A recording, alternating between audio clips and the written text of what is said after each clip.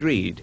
In other words, that the first speaker, whoever he is, speak for 50 minutes, and the second speaker for 60 minutes, followed by the first speaker, who will have the final 10 minutes, same as between me and Dr. Clark.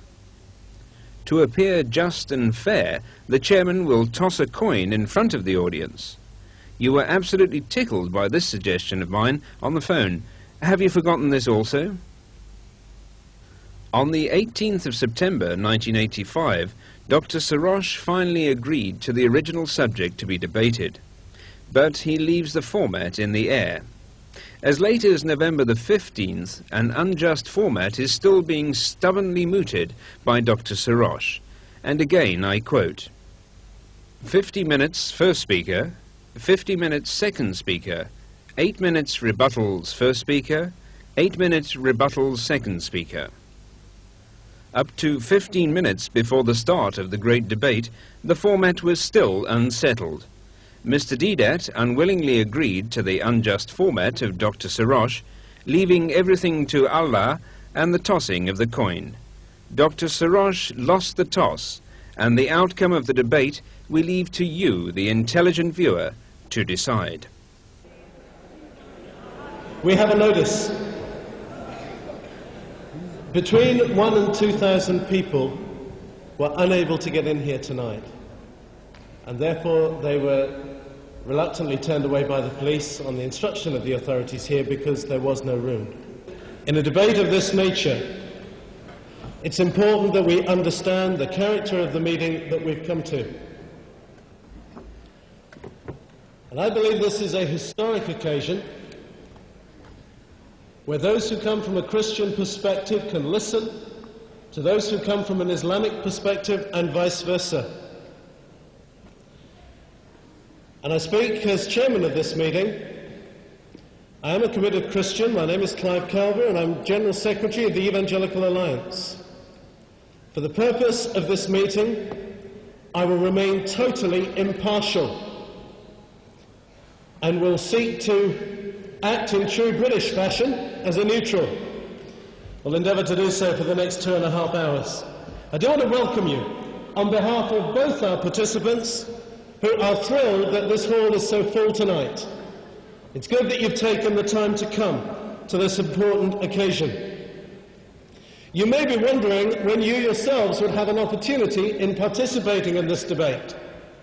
And after our two main speakers have delivered their initial address, there will be an opportunity for you to write down any question that you may wish to have answered on a piece of paper, and then the stewards will collect it and will bring it down here in order that it may be drawn impartially from a bin containing all the questions that we receive, and with whatever time we have left, such questions as can be answered will be answered.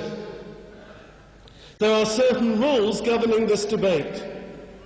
We would like to request that there be no cheering, that there be no overt partisan activities, no waving of banners or anything similar, and no chanting. That is because we believe this is an opportunity to learn and to hear, not just to shout for our respective positions. After the main speaker has spoken, you may greet his contribution from both sides with polite applause, which will not be extended. And we would ask you to observe that, and we would ask that those from both perspectives applaud both speakers. We are grateful to them for giving their time and their energies in coming to share in this important debate. There is one other thing that needs to be stated very firmly. Once you are in your seats, we request that you do not leave your seats unless it is absolutely essential. We would ask that you do not move up the aisles, and we would ask that in no way do you ever attempt to break through the extensive security cordon to come onto the platform. That would not be in order or fitting as part of this debate, and we would ask you just to observe those few limitations. What I would like to do at this point in time is to introduce our two speakers to you. So I've said already, we're thrilled that they're here for this vital debate. And I'm going to ask Mr. Ahmed Thompson if he would just briefly introduce Mr. Deedat to us all. Thank you. Good evening. Bismillah. Mr. Ahmed Deedat is probably well known to many of you already. He's been in England several times before and was here at the Albert Hall in July and last summer in another similar debate to this. He's the director of the Islamic Propagation Centre in Durban in South Africa.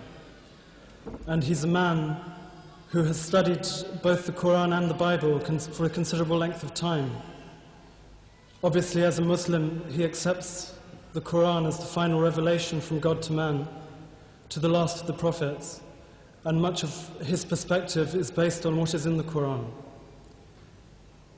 He is also interested in the Bible, though, which, although it does not contain the original gospel of Jesus in the original Aramaic, is nevertheless still an interesting document.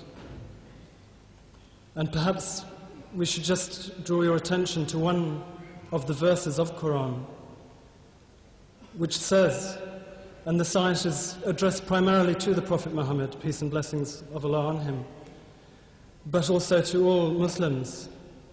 And it says, if anyone disputes with you after the knowledge which has come to you, this is the knowledge in the Quran, then say to them, bring your sons and your womenfolk and yourselves and ourselves together, and let us pray to Allah, let us pray to God. May the curse of God be on us if we are lying. So on behalf of Mr. Deedat and of all the Muslims, I would just like to say that as far as the knowledge which he refers to from the Quran, may the curse of Allah be on us if it is not true. Thank you. We're pleased to also have on the platform the Reverend Fred Masabni from Jacksonville, Florida. He's a missionary at large, and he's come as Mr. Sorrosh's companion tonight. A word or two of introduction to Anis Sorrosh. Anis is a Palestinian. He became a refugee in 1948 in Jordan. He went to the USA and studied in Mississippi, where he received the degrees of Bachelor of Arts and Bachelor of Divinity. He is married with 4 children, 3 boys and a girl, and has worked as a Christian evangelist since 1966. He lives in Mobile, Alabama, and possesses a further degree in the Doctorate of Ministries. And Anis is warmly welcome here tonight as well, having made the trip across the Atlantic. Before we toss the coin, this is the moment where we introduce the threats. Should anybody get really carried away, they will be carried away. This will not be done by either a Christian or a Muslim. It will be done by both.